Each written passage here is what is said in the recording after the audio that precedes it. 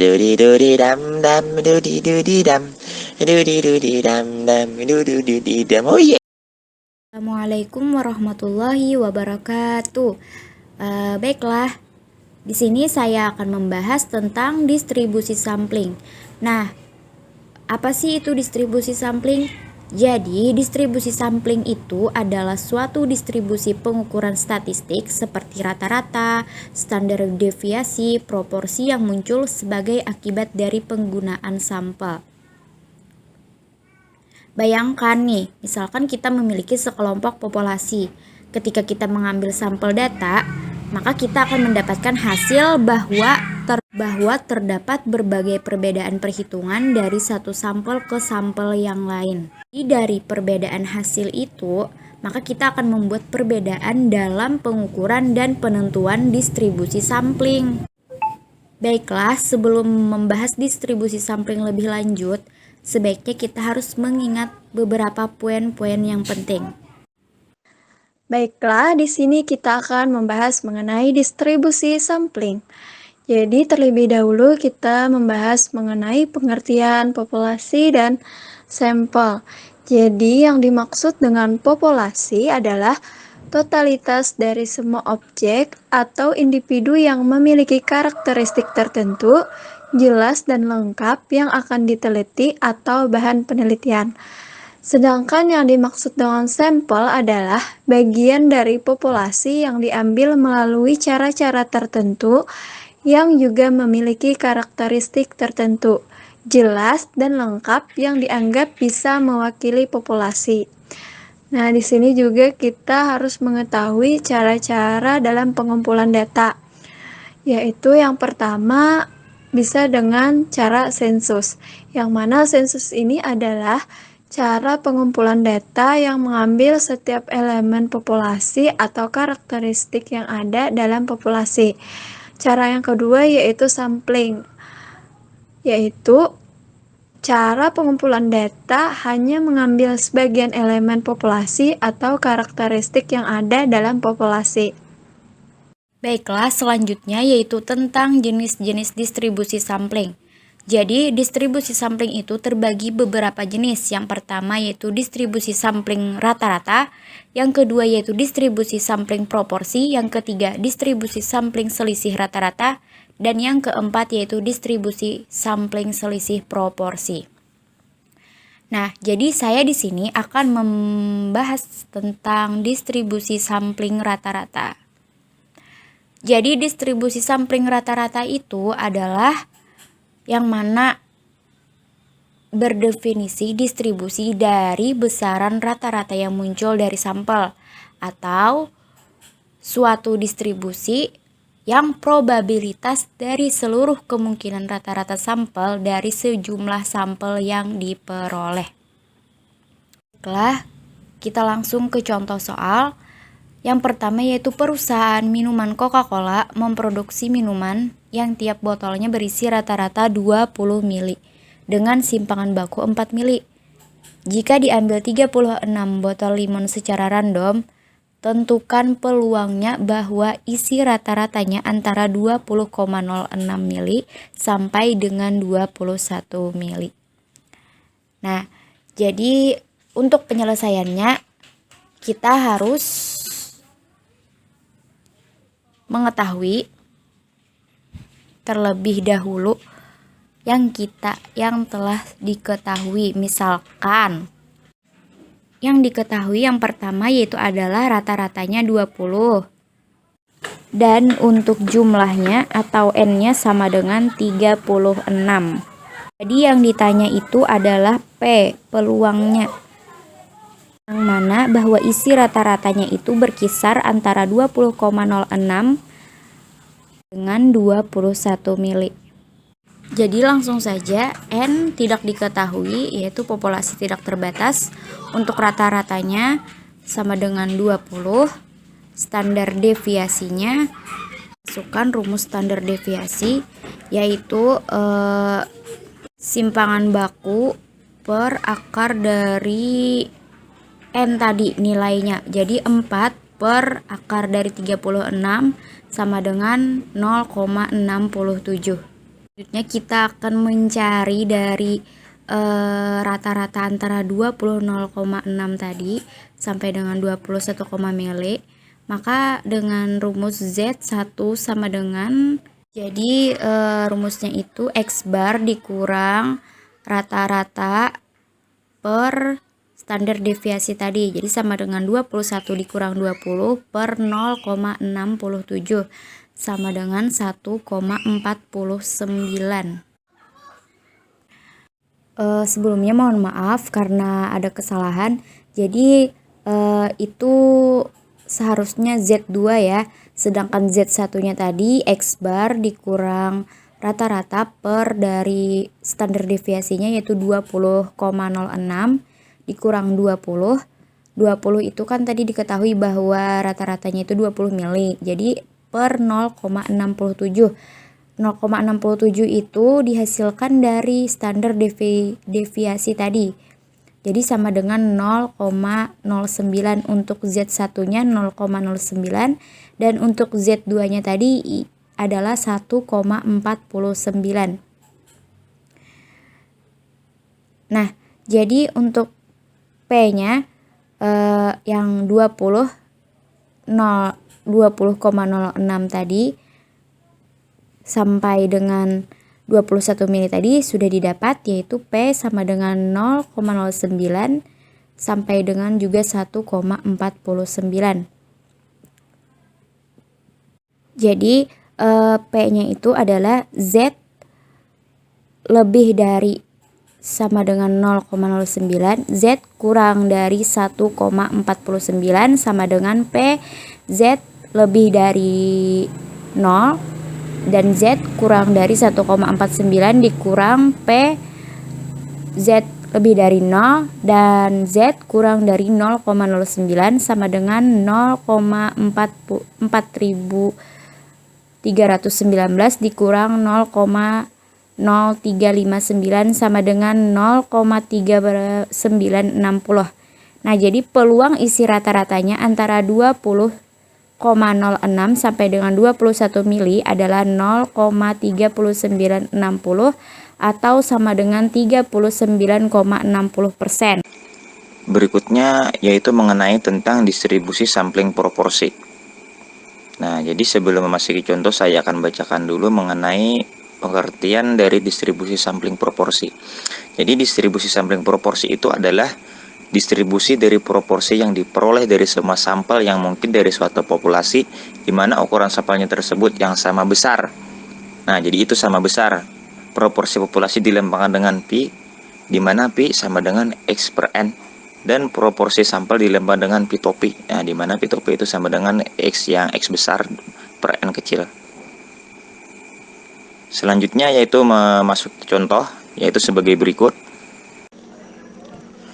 Dari suatu pengiriman barang, terdapat 88 barang tidak memenuhi kualitas standar dari sejumlah 1000 barang yang harus dikirimkan. Jika 75 barang dipilih secara random dari populasinya, berapa besar probabilitas sampel proporsi yang tidak memenuhi kualitas standar?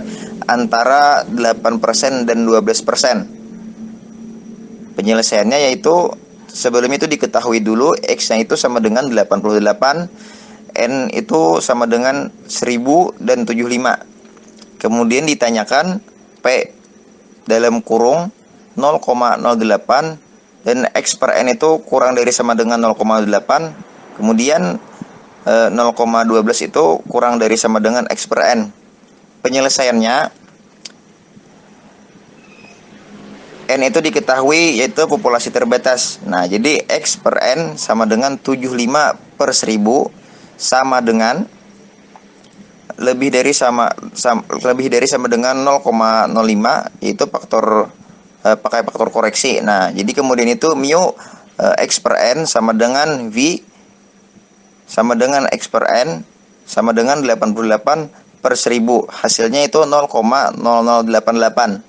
Kemudian masuki simpangan baku X per N sama dengan akar V dalam kurung 1 min V per N dikali akar N min N per N min 1. Hasilnya itu sama dengan akar 0,088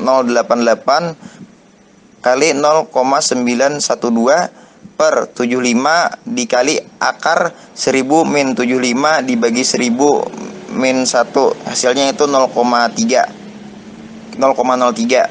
Kemudian itu masuki Z1 sama dengan X per N min mu X per N per simpangan baku X per N, hasilnya itu sama dengan 0,08 min 0,088 dibagi 0,03 sama dengan 0,27. Nah, jadi P itu dalam kurung min 0,27 dan Z itu kurang dari sama dengan min 0,27 dan 1,07 itu kurang dari sama dengan Z. Kemudian P itu dalam kurung 0 dan Z itu kurang dari sama dengan 0,27 ditambah Pi dalam kurung 0, Z itu kurang dari sama dengan 0 dan 1,07 kurang dari sama dengan 0. Kemudian itu hasilnya 0,1024 ditambah 0,3577, hasilnya 0,4601. Nah, jadi probabilitas sampel proporsi barang yang tidak memenuhi kualitas antara 8% dan 12% adalah 0,4601 atau 46,01%. Terima kasih. Jenis distribusi sampling yang ketiga yaitu distribusi sampling selisih rata-rata, yaitu distribusi probabilitas yang dapat terjadi dari selisih rata-rata dua sampel yang berbeda berdasarkan pada dua sampel tertentu dari ukuran parameter dua populasinya. Nah, di sini ada contoh soal dari distribusi sampling selisih rata-rata, yang mana soalnya berbunyi, sebuah pabrik lampu Z menghasilkan lampu dengan rata-rata daya tahan 6.000 kg dengan simpangan baku 300 kg. Lalu, sebuah pabrik lampu Y menghasilkan lampu yang sama dengan rata-rata daya tahan 6.500 kg dan simpangan bakunya yaitu 400 kg. Apabila dari pabrik Z dan Y masing-masing telah diambil random sampel yang berukuran 75 dan 125, maka tentukan peluang rata-rata daya tahan lampu Y minimal 350 kg lebihnya dari rata-rata daya tahan lampu Z. Nah, jadi diketahui rata-rata daya tahan lampu dari pabrik lampu Z itu adalah 6.000 kg. Sedangkan rata-rata daya tahan lampu pada pabrik lampu Y yaitu adalah 6.500 kg. Dan untuk simpangan bakunya, simpangan baku pada pabrik lampu Z itu ada 300 kg dan simpangan baku pada pabrik lampu Y yaitu 400 kg. Nah, untuk sampelnya, sampel yang diambil dari pabrik lampu Z yaitu 75, sedangkan sampel yang diambil dari pabrik lampu Y itu adalah 125. Nah, yang ditanyakan adalah peluang rata-rata daya tahan lampu Y minimal 350 kg lebih banyak dari rata-rata daya tahan lampu Z. Untuk penyelesaiannya, pertama-tama kita cari dulu selisih rata-ratanya, yaitu dengan mengurangkan 6.500 dengan 6.000. Hasilnya sama dengan 500. Setelah itu kita cari selisih dari simpangan bakunya dengan akar 400 pangkat 2 per 125 ditambah akar 300 pangkat 2 per 75 sama dengan 49,80.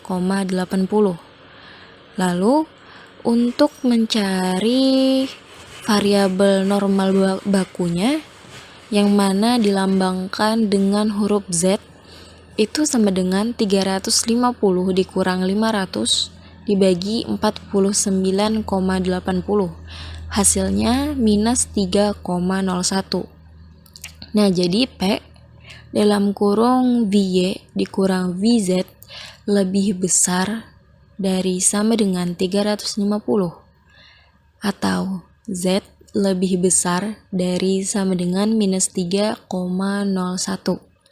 sehingga diperoleh P dalam kurung Z lebih besar dari sama dengan 0,33 sama dengan P dalam kurung Z lebih besar dari sama dengan 0 dan Z lebih kecil dari sama dengan 3,01 ditambah P dalam kurung Z lebih besar dari sama dengan 0 sehingga 0,4987 ditambah 0,5000 menjadi sama dengan 0,9987.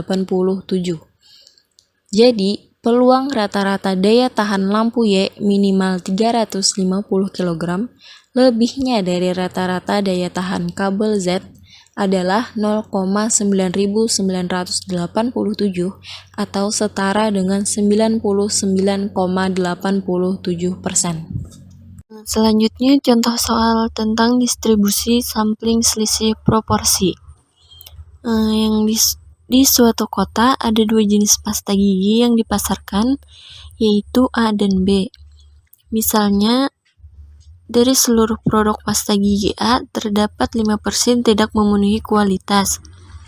Sedangkan dari pasta gigi B, akan terdapat 4% yang tidak memenuhi kualitas. Jika diambil sampel random dari kedua jenis pasta gigi yang tidak memenuhi kualitas, maka beberapa probabilitas bahwa jumlah pasta gigi A yang tidak memenuhi kualitas akan kurang dari 1,5% dari jumlah pasta gigi B yang tidak memenuhi kualitas. Nah, ini bisa diketahui apa saja yang diketahui, apa saja yang ditanya, dan penyelesaiannya. Ya, kalian bisa lihat seperti apa penyelesaiannya. Nah, jadi probabilitas bahwa jumlah pasta gigi A yang tidak memenuhi kualitas akan kurang dari 1,5% dari jumlah pasta gigi B yang tidak memenuhi kualitas adalah 0,5675 atau 56,75%.